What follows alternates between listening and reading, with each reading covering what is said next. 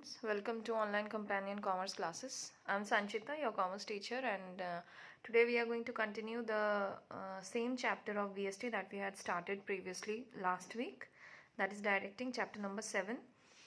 So we are going to deal with the day 2 content of chapter 7 directing today.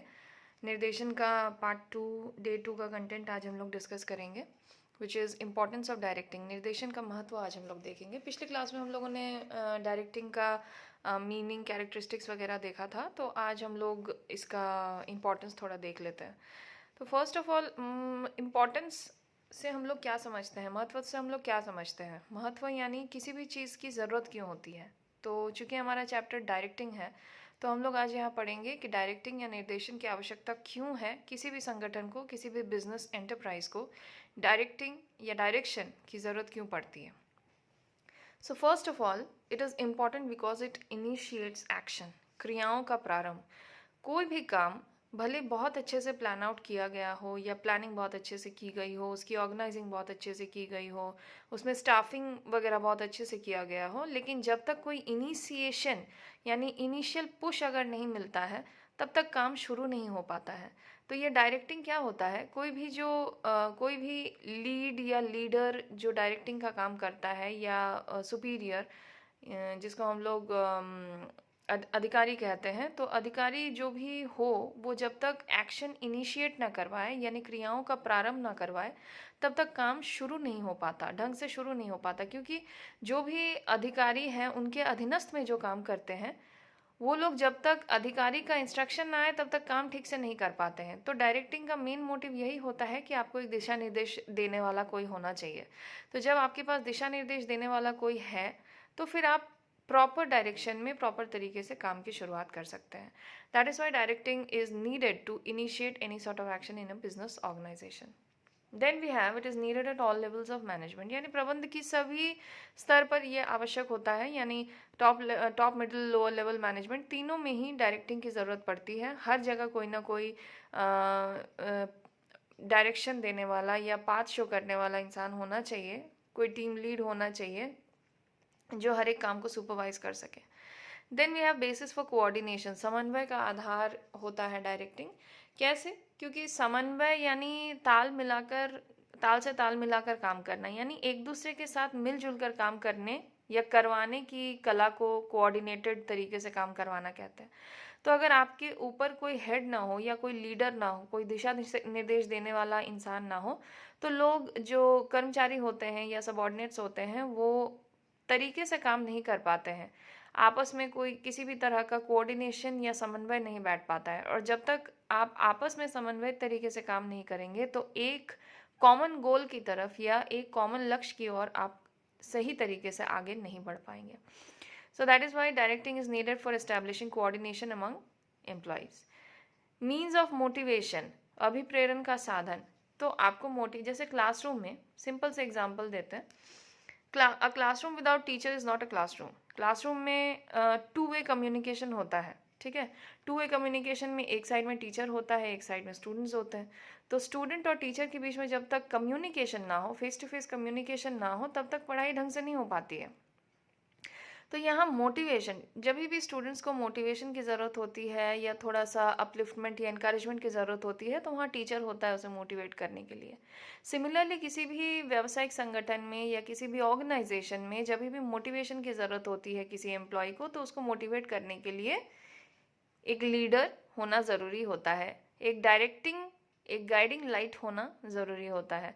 तो जो भी किसी subordinate के सुपीरियर हैं या जो भी किसी टीम के हेड हैं या लीड हैं, वो मोटिवेशन का काम करते हैं, वो अभिप्रेरण देने का काम करते हैं। जब तक अभिप्रेरित करने वाला आपको कोई ना हो तब तक आप इनकरेज नहीं रह सकते हैं, आप मोटिवेटेड नहीं रह सकते हैं, आपके अंदर कंसिस्टेंसी नहीं रह सकती है उस काम को फिनिश करने की। तो यहाँ क्या होता है कि समय समय पर आवश्यक होता है कि कर्मचारियों की पूरी क्षमता से कार्य लेने के लिए उन लोगों को बहुत तरह के मॉनेटरी और नॉन मॉनेटरी मोटिवेशन देने की आवश्यकता पड़ती है, जिसको हम लोग मौद्रिक तथा अमौद्रिक सभी प्रकार की प्रेरणाएं जो होती हैं वो समय समय पर देना ज़रूरी होता है ताकि कार्य को सही ढंग से संपन्न किया जा सके।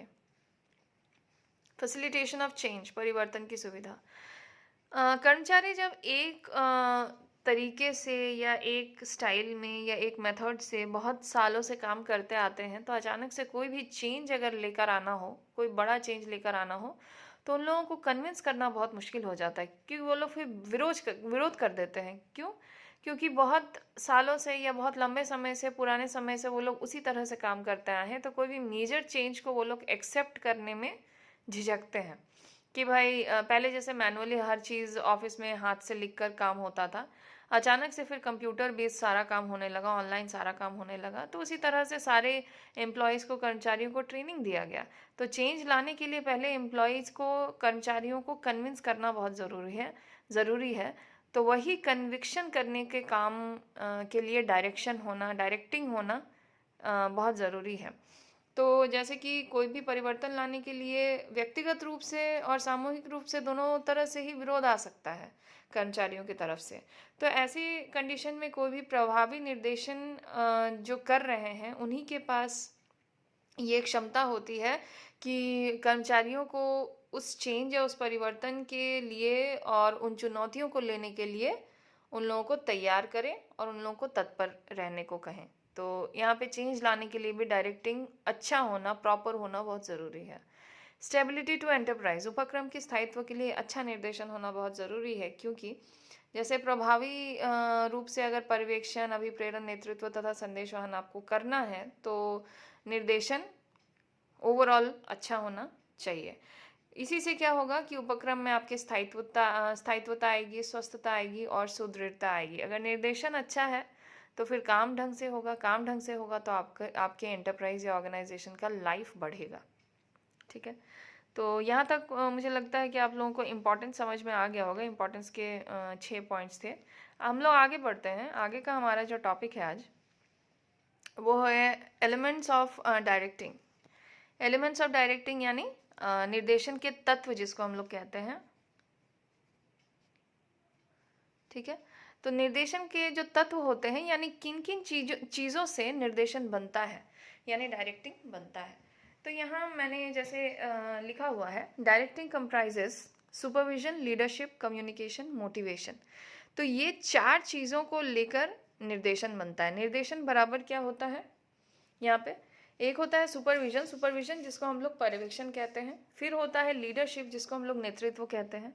कम्युनिकेशन, जिसको संदेशवाहन या संप्रेषण कहते हैं। और मोटिवेशन, जिसको अभिप्रेरण कहते हैं। ये चारों तत्वों को मिलाकर डायरेक्टिंग बनता है। मूलतः क्या कहने का मतलब है कि डायरेक्टिंग जो फंक्शन है, उसके अंदर ये 4 फंक्शंस किए जाते हैं, ये 4 काम किए जाते हैं। ये चारों को मिलाकर डायरेक्टिंग बनता है। तो सबसे पहला आता है सुपरविजन या पर्यवेक्षण, जिसको हम लोग थोड़ा सा समझ लेते हैं। जो सुपरविजन, पहले तो यहाँ नीचे आप लोग ध्यान देंगे, सुपरविजन ये 2 टर्म से बना हुआ है इंग्लिश में। सुपर युक्त विजन यानी सुपर प्लस विजन, जिसको सुपरविजन कहते हैं। तो सुपर जो होता है वो अपर या सुपीरियर या अबव वाले वर्ड से सुपर आता है, यानी सुपीरियर से सुपर आता है। और सीइंग फ्रॉम अबव मतलब ऊपर के पोजीशन में रहकर कोई चीज़ को, कोई काम को देखना, उसको हम लोग सुपर वाले टर्म से डिनोट करते हैं। देन देर इज विजन यानी सीइंग, कोई भी चीज़ को आप देख रहे हैं। तो सुपर विजन यानी ओवरसीइंग सबऑर्डिनेट्स एट वर्क। तो जो भी सुपीरियर होता है वो ऊपर से अपने सबऑर्डिनेट के काम को सुपरवाइज करता है, यानी देखता है। सीइंग फ्रॉम अबव, ऊपर के पोजीशन में बैठकर आप अपने नीचे के पोजीशन के लोगों के काम को देखते हैं और उसे मॉनिटर करते हैं। तो supervision refers to instructing, observing, guiding and monitoring subordinates at workplace to ensure that plans and procedures are carried out as intended। तो हम लोग यहाँ मेन टॉपिक पढ़ रहे हैं डायरेक्टिंग। डायरेक्टिंग के अंदर का सबसे फर्स्ट एलिमेंट जो होता है वो होता है सुपरविजन या पर्यवेक्षण। इसका मतलब क्या होता है, आप अपने जो सुपरविजन वाला टास्क होता है उसमें सुपीरियर अपने सबऑर्डिनेट को इंस्ट्रक्ट, ऑब्जर्व, गाइड और मॉनिटर करता है। यानी आप उसको इंस्ट्रक्शन देते हैं, उसको देखते हैं, ऑब्जर्व करते हैं, यानी उसके काम को आप देखते हैं थ्रू आउट, उसको गाइड करते हैं कि काम को कैसे करना है, और फिर मॉनिटर करते हैं कहीं उससे गलतियां वगैरह अगर होती हैं तो ये आपकी रिस्पॉन्सिबिलिटी है एज अ सुपरवाइज़र कि आप उसको रेक्टिफाई करें। पर्यवेक्षण से आशय कर्मचारियों को कार्य सौंपने और यह देखने से है कि वे आदेशानुसार कार्य कर रहे हैं एवं उन पर नियंत्रण करने से है।